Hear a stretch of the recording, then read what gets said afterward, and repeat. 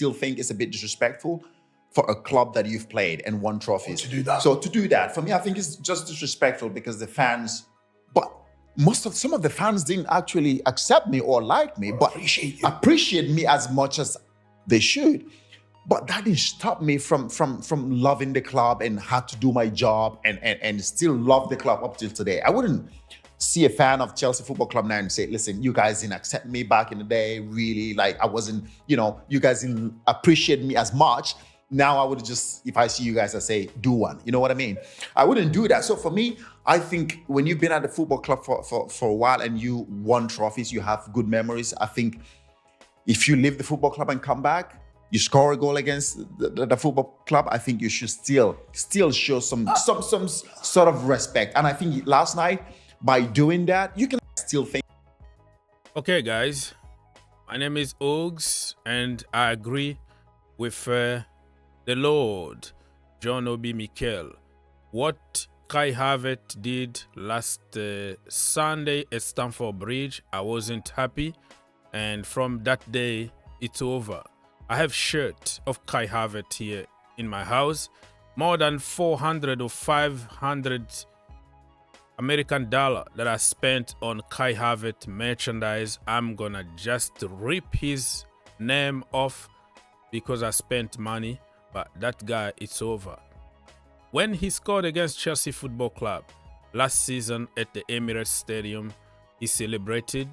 I didn't take it seriously. I was like, listen, I'm gonna just respect him. He won us the Champions League, blah, blah, blah, blah.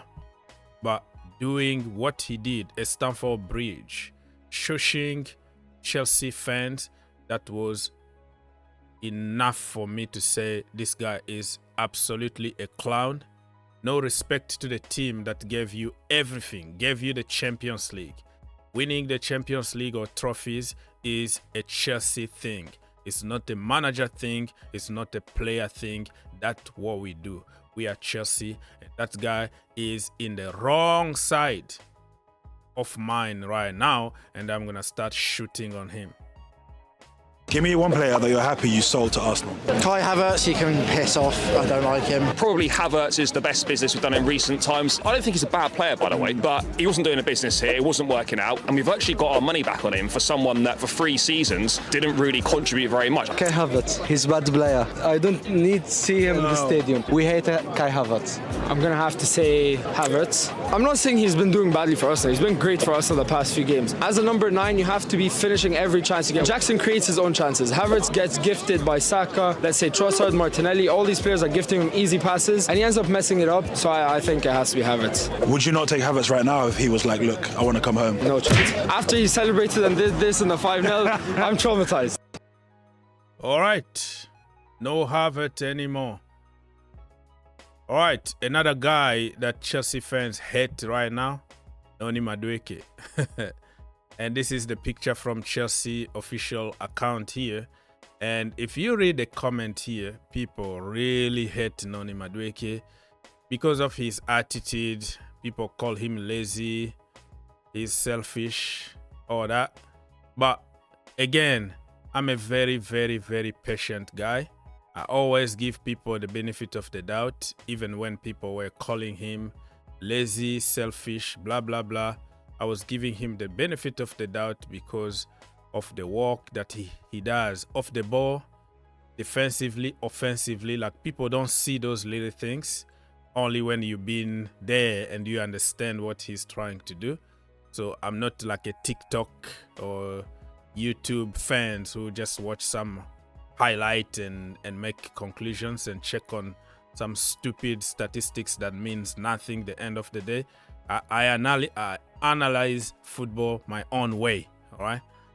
So I always give him the benefit of the doubt, but storming out, not greeting anybody after being subbed in the game that you were 50-50. I saw what he did in the first half, defensively, offensively. He tried everything and helped the team. And then the second half, he became so lazy, not tracking back, not closing down, and his old self keep on coming. it was the right thing to take him off, and he showed that kind of attitude. And now I have to treat him just like anybody else. I've been supporting him for 2 years unconditionally. Now it's time for me to criticize him fairly. I'm not gonna go to the extreme of get him out, he's the worst thing that ever happened to Chelsea, blah blah blah blah. I don't do that, but I think it's time to be brutally honest and like punish him on the bench for a little while so he can learn how to respect other players. If you look at even Rio Ferdinand, who've been there, big player like him, saying that what he did deserved to be fined and also like keep him on the bench because that is so disrespectful for the manager and the entire team. So Noni Madueke, he need to face something. He need to face the consequence of his stupidity. Nobody to blame but himself.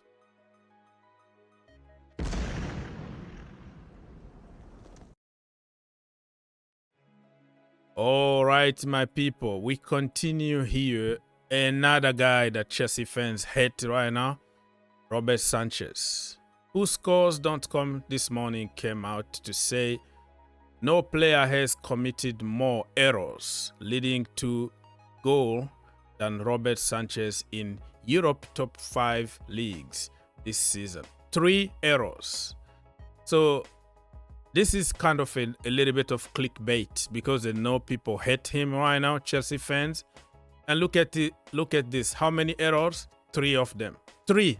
But they put that 3 at the end of the sentence so they can make it sounds more terrifying. You know what I mean? More dramatic. More error. More than any other goalkeeper in 5 top league. You see? So it's big. But if you look at the amount, I was expecting to have like 11 errors that he made. But listen, regardless, errors are errors.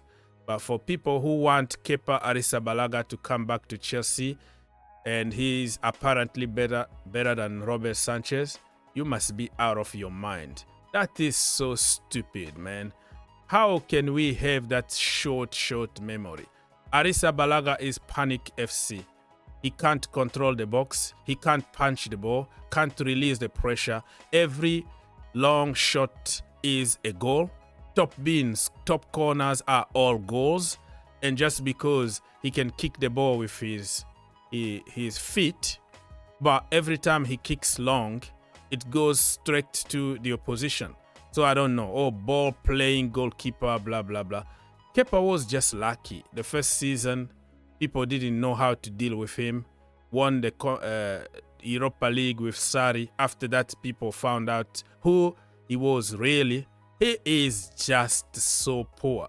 So if I have to choose between Robert Sanchez and Kepa Arrizabalaga, Sanchez is my number 1 if I have to choose between the two.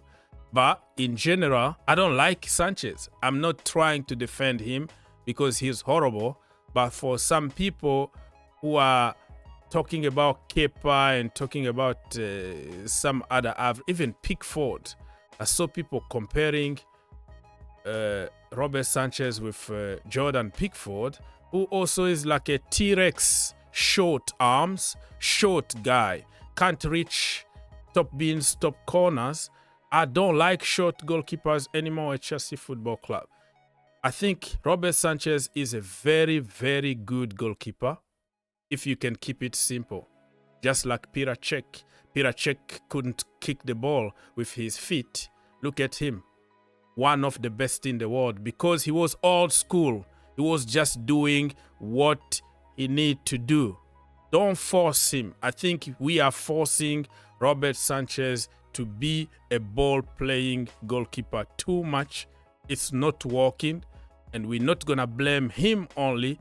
Blame Enzo Maresca, who is forcing him to be a ball-playing goalkeeper, and said, if you don't play short, if you don't pass the ball, okay, I'm gonna sub you. You're not gonna be number 1 anymore. So he's afraid of not passing the ball or using common sense. Sometimes just kick it long. Robert Sanchez is going to pass the ball to the guy who is surrounded by 3 other opposition players. And that player is under pressure and will get dispossessed because Robert Sanchez panicked because he's afraid of Enzo Maresca. So sometimes we have just to tell the truth. Enzo Maresca need to teach Robert Sanchez to use common sense. Not every single time that you have to pass from the back. But other than that, I didn't even want to keep Robert Sanchez. I wanted Petrovic to stay, but they decided to keep Robert Sanchez because of favoritism from the coaching staff. So it is what it is.